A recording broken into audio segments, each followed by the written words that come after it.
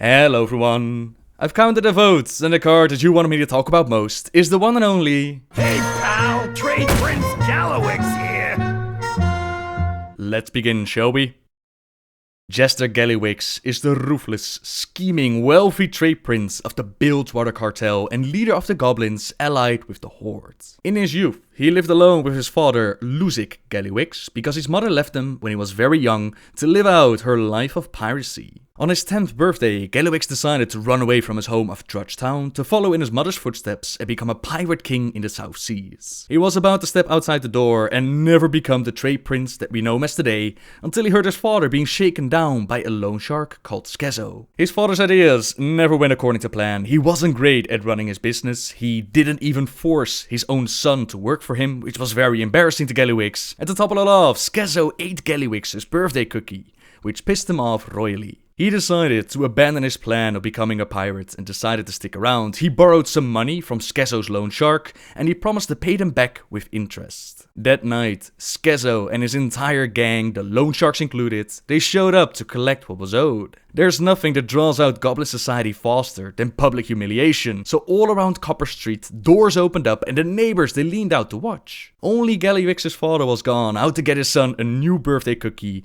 and Skezo asked for his money. Of course, Gallywix had his money ready. It was right in this bag, and the leader of the Copper Street gang, he took it without even counting the money, handed it over to his fellow gang member Lumpo, since the bag was extremely heavy. That would be the dynamite, Gallywix said, and before they knew it, the bomb stuffed under the cash went off. Skezo, his gang members, and the flaming money were now raining from the sky. Now, the future trade prince knew that this was only a temporary victory, and that soon enough, other gangs would come to fill the void. He knew action had to be taken, so in a week, he managed to convince, bribe, or threaten his father and half the businesses on the block to join his Copper Street conglomerate. He kept a cookie that the father gotten him as a reminder that no one was going to take what was his, no matter the cost. He would protect what was his own. Years passed, and Gallywix grew his empire, rubbed hands with the right people, did whatever it had to be done to claim the position of Trade Prince of the Bilgewater cartel. For this, he had to take down his predecessor, Trade Prince Meldy,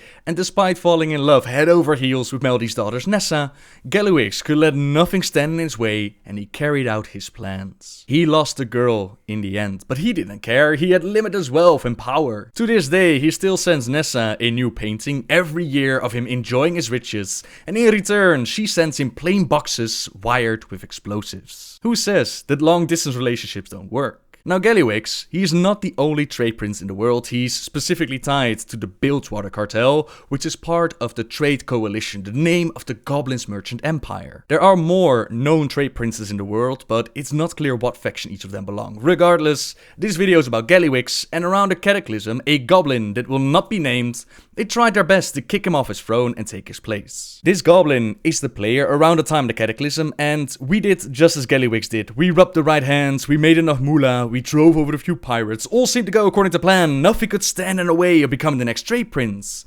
Nothing except for Deathwing showing up and causing Mount Kajaro to erupt. The island of Kazan had to be evacuated, and Gallywix was the only goblin with a ship. Anyone who wanted to leave the island had to pay up their life savings to buy a ticket, but in the end we got double-crossed and the trade prince turned his passengers into slaves. On the way to Azara, the goblins get caught up in a battle between the Alliance and the Horde. Miraculously, they survive their ship being blown up by the humans. Eventually, they meet up with Agra and the Horde, and in the end, the goblins save Thrall out of the hands of the Alliance. Together, they confronted and defeated Gallywix, but in a strange turn of events, Thrall decided to keep him on as a trade prince of the Bilgewater cartel, despite all the stuff that he did, despite trying to kill them, tried to pawn them off as slaves. Thrall decided to keep Gallywix on. The goblins joined the Horde, turned Azara into a symbol of the new faction, and Jester enjoyed his time within his new pleasure palace, even though he never seems to be around. And that's the story of Trade Prince Gallywix. Now he has shown up throughout other parts of the storyline, like the Blank Scroll in Pandaria, the Siege of Orgrimmar, and War Crimes, but he didn't do anything major. The bottom line of the story is that some will see Jester as a monster, but he will look out for what is his if he can. He doesn't care what he has to do, who he has to threaten or sell. In the end, he'll send you to die if it will help the cartel's bottom line. Where's my cat?